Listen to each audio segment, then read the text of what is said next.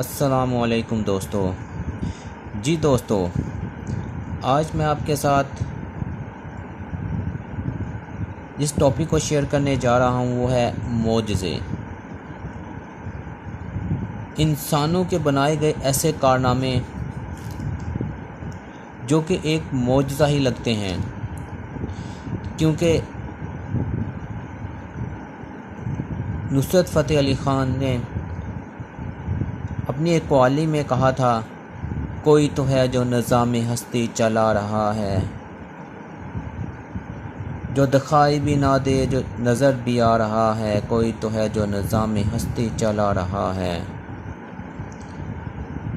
जी दोस्तों, अगर कभी आप में से किसी का हवाई सफ़र करने का इत्तेफाक हुआ हो तो यूं ही बहरुल काहिल की फ़ज़ाओं में से जहाज़ गुज़रता है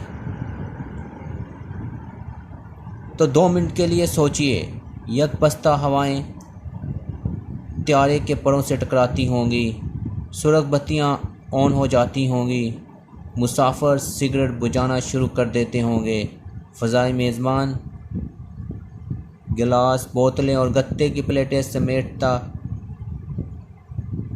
सेफ्टी बेल्ट्स की क्लिक टिक और शीट की आवाज़ें उभरने लगती हैं।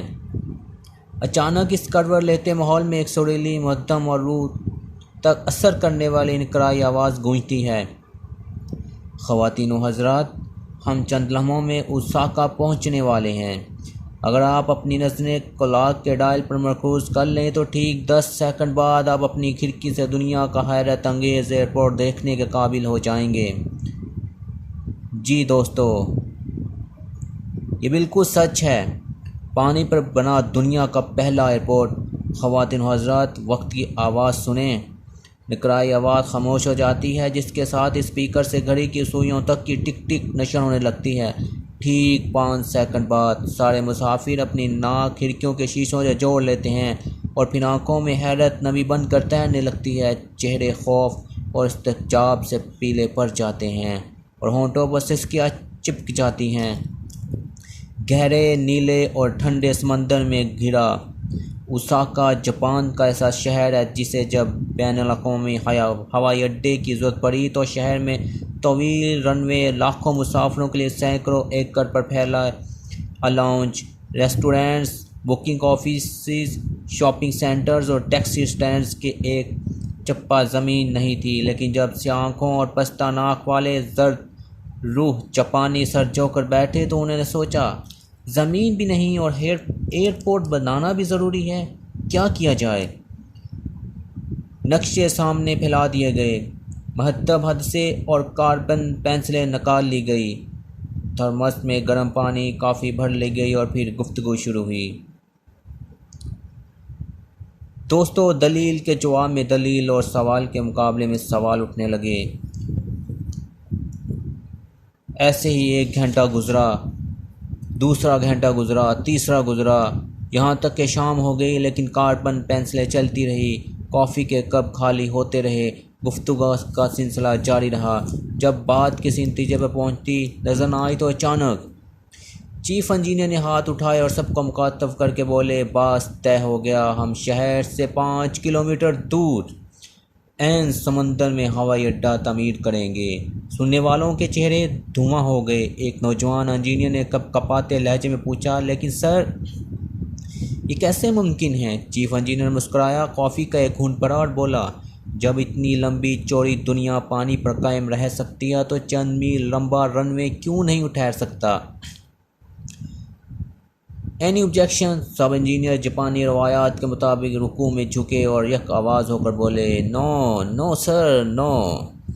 फिर दुनिया का यह हैरत अंगेज़ प्रोजेक्ट शुरू हो गया। मोटे मोटे गुब्बारे रस्सियों के साथ बांध कर पानी में मार्किंग की गई। बड़े बड़े बहरी जहाज़ों पर चीन से पत्थर लाए गए। ओसाका के साहिल पर नस्ब क्रश मशीनों के ज़रिए इनकी बजरी बनाई गई। मार्किंग वाली जगहों को एक ऊंचे सांचे की शक्ल दी गई। जब यह काम मुकम्मल हो गया तो इस सांचे को सीमेंट, तारकोल और केमिकल से भरने का मौका आया। जापानी उठे और सैकड़े एकड़ तवील सांचे में 20 मीटर गहराई तक कर्श भरते चले गए, यहाँ तक कि पानी में खुश्की का एक तवील, मजबूत और हमार टुकड़ा उभर आया।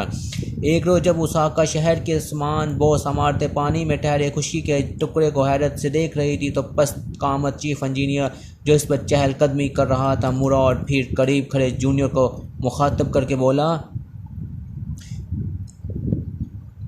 टिकोमू, तो जब हमारी तख्लीक करता इस ज़मीन का शहर से रब्ता होगा और दुनिया भर के मुसाफिर यहाँ से वहाँ और वहाँ से यहाँ आएंगे, तो इंसानी अकल पानी पर कायम इस मसूनी शहर को वजूद कैसे तस्लीम करेगी। टिकोमुतु ने अकीदत से आंखें झुकाकर कहा, सर, कांसाई एयरपोर्ट इंसानी ज़िंदगी के अजीम मौजज़ों में से अजीम तरीन मौजज़ा है। और फिर बजरी, सीमेंट और तारकोल से तख्लीक करदा खुश्की के इस टुकड़े पर एयरपोर्ट की तमीज़ शुरू हो गई।